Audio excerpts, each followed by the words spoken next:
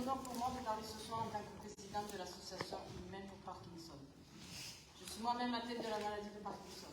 Je vais essayer de vous faire comprendre pourquoi cette association est si importante pour moi en vous expliquant la vie d'une personne jeune atteinte de la maladie de Parkinson. C'est à l'âge de 38 ans que l'on m'a annoncé que j'étais atteinte d'une forme précoce de la maladie de Parkinson. Cette maladie est une affection chronique neurodégénérative et évolutive qui se caractérise par la disparition de certains neurones. Les symptômes ne sont pas seulement des tremblements, ils sont multiples et propres à chaque malade. Raideur, fatigue, troubles cognitifs, psychologiques, sommeil et bien d'autres symptômes. Cela commence par des symptômes quasi imperceptibles, qui se terminent parfois par un handicap lourd. En ce qui me concerne, cela a commencé par des tremblements de la main droite. Impossible d'utiliser ma main. Je dois penser à toute action que je veux faire, car mon cerveau ne répond plus automatiquement. Il faut penser, se concentrer pour obtenir le geste voulu avec retardement. C'est là que j'ai compris que vivre avec, c'est vivre avec un colocataire indésirable, impossible de s'en séparer. Je l'ai donc surnommé le démon Parky, car il est très sournois et intelligent et gère ma vie à sa guise. Il se délecte de la douleur avec la préférence de la douleur morale. Il s'étire longuement dans les raideurs de mes muscles, c'est le roi de la lenteur et du déséquilibre. Je dors avec lui, je me douche avec lui, je mange avec lui et j'essaie même de vivre avec. Je ne l'ai jamais vu tellement il est lâche. Il ricane de plaisir lorsque le matin il m'empêche de me lever. Il ne m'enlève aucune de mes capacités intellectuelles afin que je puisse mieux voir dans la déchéance physique dans laquelle il m'entraîne jour après jour. Il s'arrange avec une facilité déconcertante pour que mes proches ne voient pas la souffrance dans laquelle il me plonge, et cela me fait encore plus souffrir, car je n'ose plus dire ce qu'il me fait subir, pour m'isoler doucement dans la souffrance mentale et physique pour mieux me posséder. En public, je dois assumer la situation. Les regards interrogateurs, compatissants, plus souvent du rejet. Ceux-là sont les plus durs à accepter vu mon âge. Cela change de la perception que les autres ont de nous et celle que nous avons de nous-mêmes. Lentement, j'ai sombré dans une dépression profonde. Plus de sortie, plus de contact avec personne. Alors au fond du trou, j'ai dit stop. J'ai décidé de reprendre ma vie en main avec l'aide inestimable de mon mari et de mes fils. Sans oublier mes proches qui font tout pour me secouer et me remonter malgré mon besoin d'isolement. J'ai appris à croiser ces regards sans la honte du début, la honte d'être devenue différente. J'ai accepté de dire tout mon handicap, un handicap invisible, et dire j'ai la maladie de Parkinson. Une fois qu'on accepte cela, on vit autrement les symptômes. Malheureusement, les symptômes se précisent et deviennent visibles. La marche devient compliquée, les pertes d'équilibre brutales, les risques de chute, l'addiction devient parfois difficile. Les idées se perdent, la concentration qui s'éparpille, les problèmes de déglutition, le manque soudain d'énergie, on appelle ça les phases off. Plus de mouvements possibles, on devient un légume pendant un moment, jusqu'à la prochaine prise de médicaments. La tristesse, les douleurs musculaires et articulaires, les contractures d'une telle intensité que cela m'est insupportable. C'est ce que j'appelle mes crises. Mais en fait, ça s'appelle des dystonies.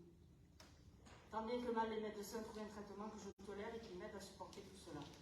À la moindre contrariété ou le stress de la vie nécessite de tout réadapter le traitement. La maladie progresse vite dans mon cas.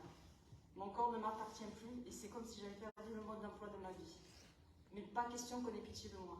Je ne veux plus de ces regards qui me déchirent et me blessent. Le 30 mai, je subirai une stimulation cérébrale à l'hôpital de la Timone.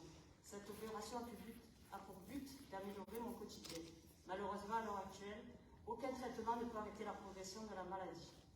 Aujourd'hui, j'ai 42 ans. L'heure est venue de me battre contre ce démon Parky afin de vivre, ou de moins essayer de vivre dignement.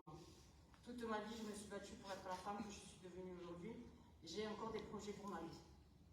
J'ai lu quelque part que 34% des gens n'avaient jamais eu de coup de foudre dans leur vie et que 5 et 10% des gens en dessous de 40 ans étaient atteints de la maladie de Parkinson.